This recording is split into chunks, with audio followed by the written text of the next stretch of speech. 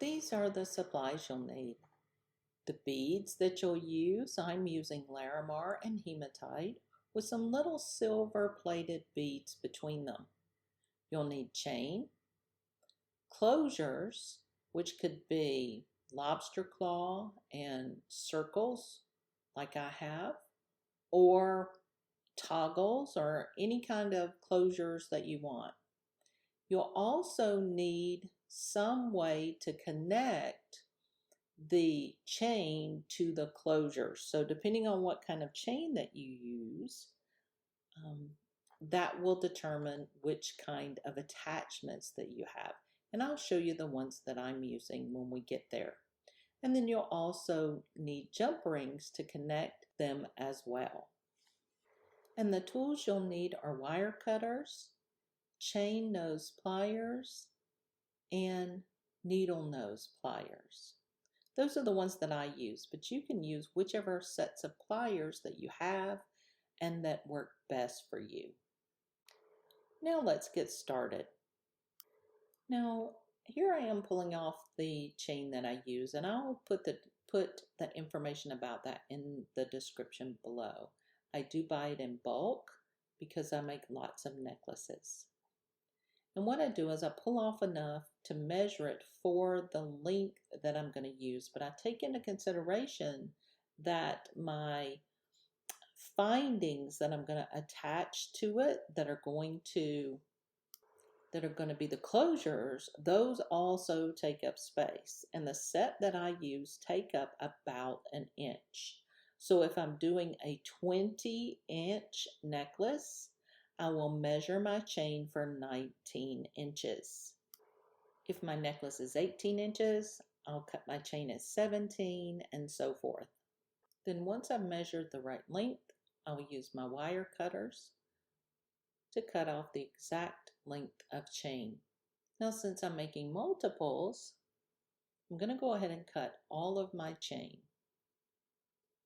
There's a section in this chain that I don't particularly like, so I'm going to cut that out,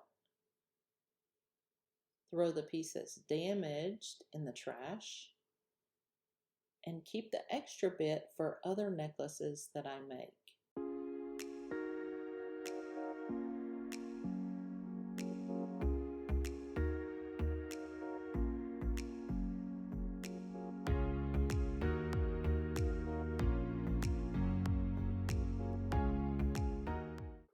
And now I add my beads. I really like the silver plated beads in between the gemstones because for me, it makes it look a little bit more eye-catching, a little bit more dressy. So that's why I add the silver plated beads between.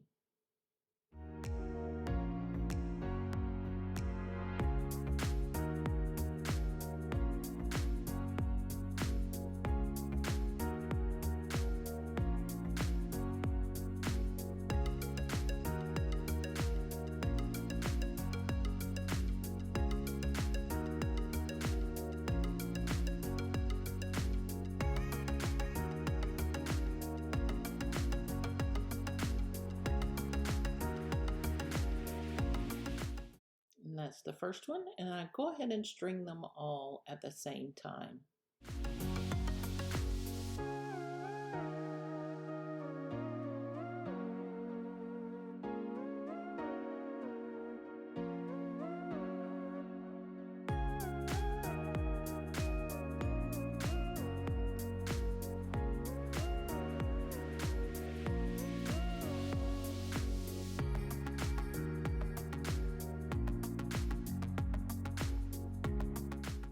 So here are the 3 necklaces ready for the next step.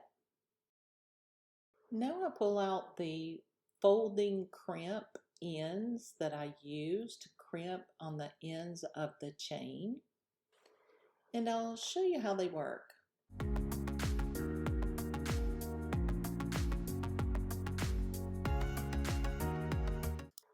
For added protection or security, I also add just a little tiny drop of non-toxic glue, just because I think it feels more secure that way.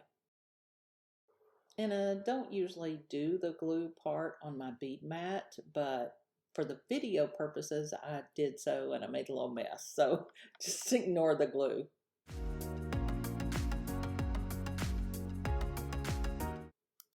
And so this is the glue that I like best. It's Crafter's Pick, the ultimate. It's non-toxic, water soluble, and I really like it.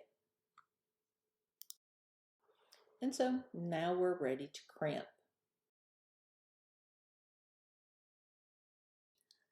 I dip the end of the chain in a little bit of glue, and then I pick up my little tiny crimp, and then I use my needle nose pliers to crimp them. And it's kind of hard to see, but you got to hold it exactly right to bend the little edge over, because if you don't, it will turn. And this first one I had a hard time getting a hold of, so it took me a few minutes.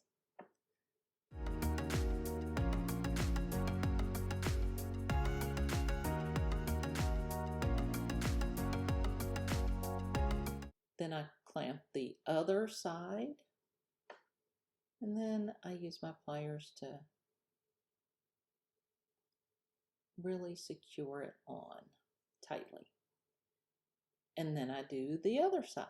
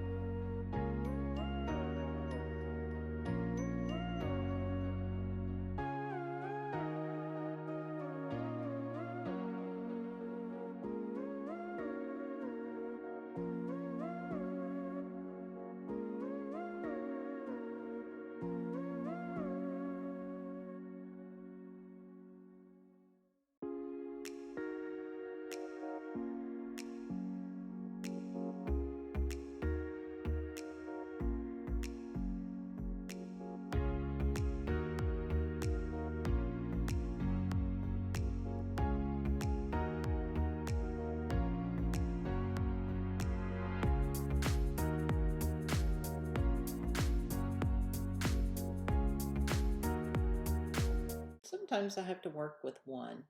It may be a little bit more challenging, but that's okay. I'll work with it until it fits exactly right.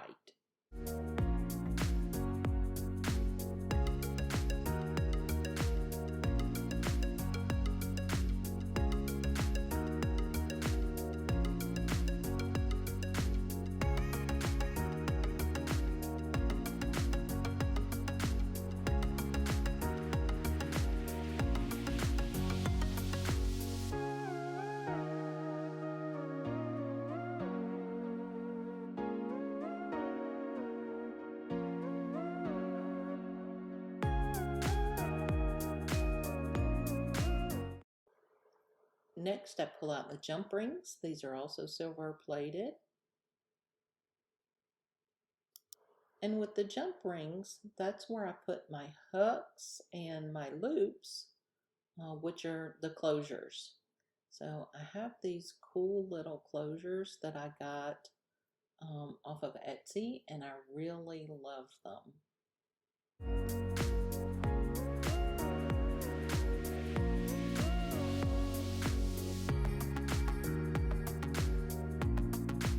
And my silver plated lobster claw clasps. I always check the lobster claw clasp to make sure that they function properly, because I have purchased some in the past and they didn't work. So I always check those out.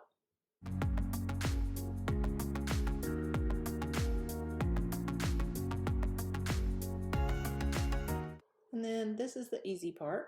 You just open the jump ring, and the way that you open jump rings is that you tilt them or turn them front to back. You never open them up side to side, like you don't pull them apart. You twist them front to back, and what that does is it keeps the circle part the same, and it just gives you the opportunity to open up enough space so that you can slip in the hook or the clasp.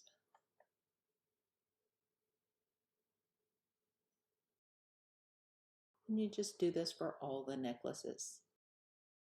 So once I add the jump rings and I put the loop or the closure on them, and then I close the jump ring, I always put an extra little tension or pressure on where the two sides of the jump ring come together to make sure they're really closed.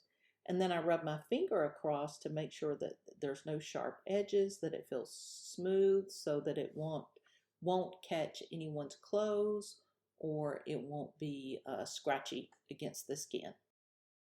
And that's it, one necklace made.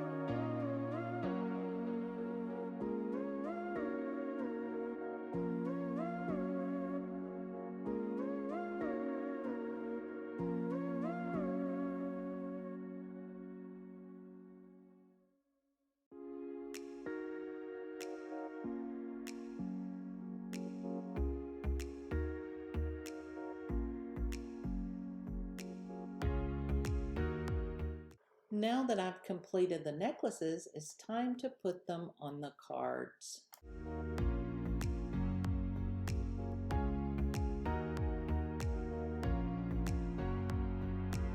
I do print my own cards, and then I cut the slots and use a little hole punch for the slots where the necklace goes, and I really like them.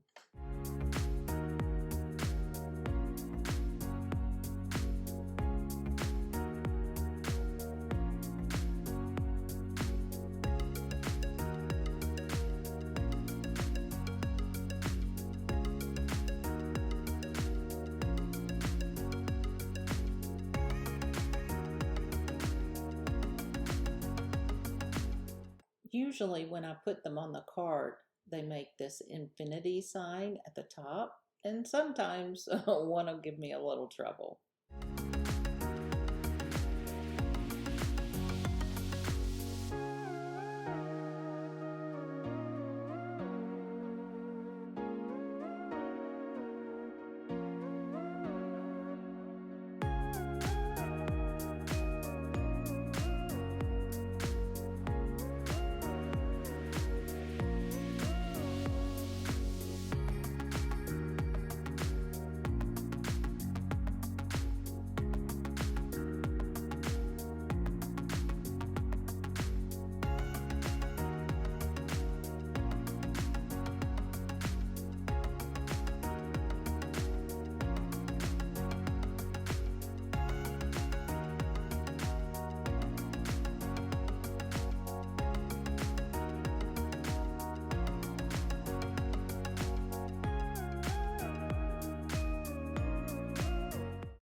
I always write on the back what length the chain is because I do make them in different lengths. It's important for me to know and for the customer to know that they're getting the right ones.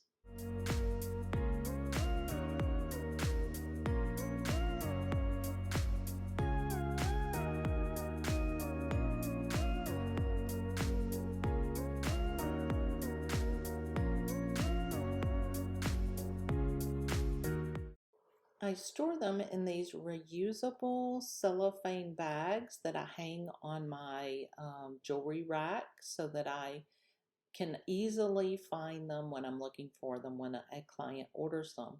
And I put all the same kinds in the same cellophane pack.